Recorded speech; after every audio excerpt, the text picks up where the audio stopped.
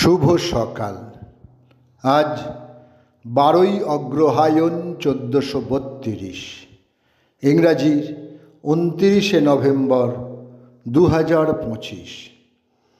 29শে November 1899 স্পেনের কাতালুনিয়া শহরে প্রতিষ্ঠিত হয় ফুটবল ক্লাব বার্সেলোনা।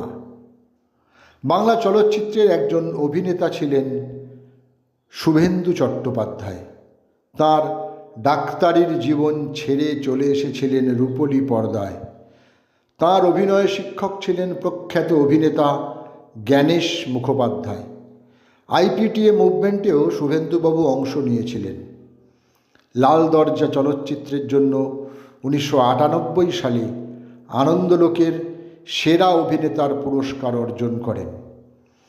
1936 আজকের দিনে কলকাতায় তিনি জন্মগ্রহণ করেন।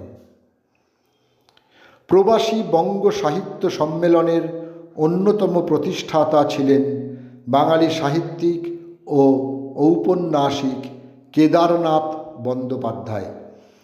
কলকাতা বিশ্ববিদ্যালয় থেকে তিনি জগত্তারিণী স্বর্ণপদক লাভ করেন 1933 সালে।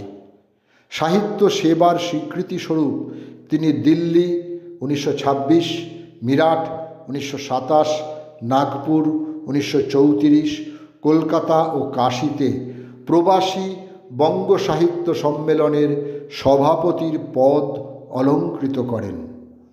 আজ তাঁর মৃত্যুদিন 29শে নভেম্বর 1949। 87 বছর বয়সে তিনি প্রয়াত হন। ও একটা কথা, সাহিত্য মহলে তিনি দাদামশাই নামে পরিচিত ছিলেন।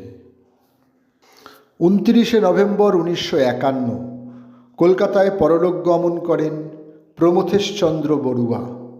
কেওড়াতলা মহাশ্মশানে তাঁর অন্তিম কার্য সমাপ্ত হয়। ভারতীয় চলচ্চিত্রের বিখ্যাত অভিনেতা, পরিচালক ও চিত্রনাট্যকার ছিলেন তিনি। 1931 অপরাধী চলচ্চিত্রে তিনিই প্রথম কৃত্রিম আলোর ব্যবহার করেন। ভারতবর্ষে যা প্রথম এবং দেবদাস চলচ্চিত্রে সর্বপ্রথম ফ্ল্যাশব্যাক মন্তাজ, টেলিপ্যাথি শট এবং সাবজেক্টিভ ক্যামেরার ব্যবহার করেছিলেন তিনি। 29শে নভেম্বর 1982 গণপ্রজাতন্ত্র চীনে শেষ নিঃশ্বাস ত্যাগ করেন প্রমোদ দাশগুপ্ত বা পিডিজি। তিনি ছিলেন ভারতের কমিউনিস্ট পার্টি মার্ক্সবাদীর রাজনীতিবিদ। ইন্ডিয়া টুডের মতে তাঁর জীবন পশ্চিমবঙ্গের সিপিআইএমকে শক্তিশালী করার লক্ষ্যে নিবেদিত হয়েছিল।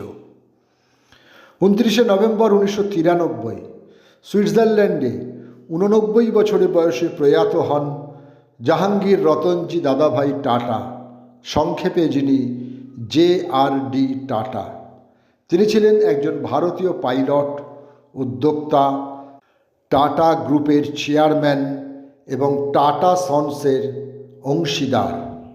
1904 থেকে 1928 তিনি ছিলেন ফরাসি নাগরিক এবং 1929 থেকে 1993 তিনি ভারতীয়।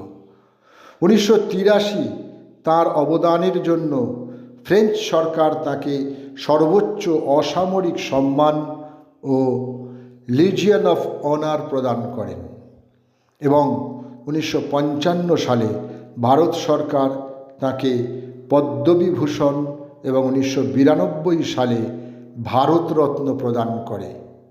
সকলকেই আমার আনত প্রণাম।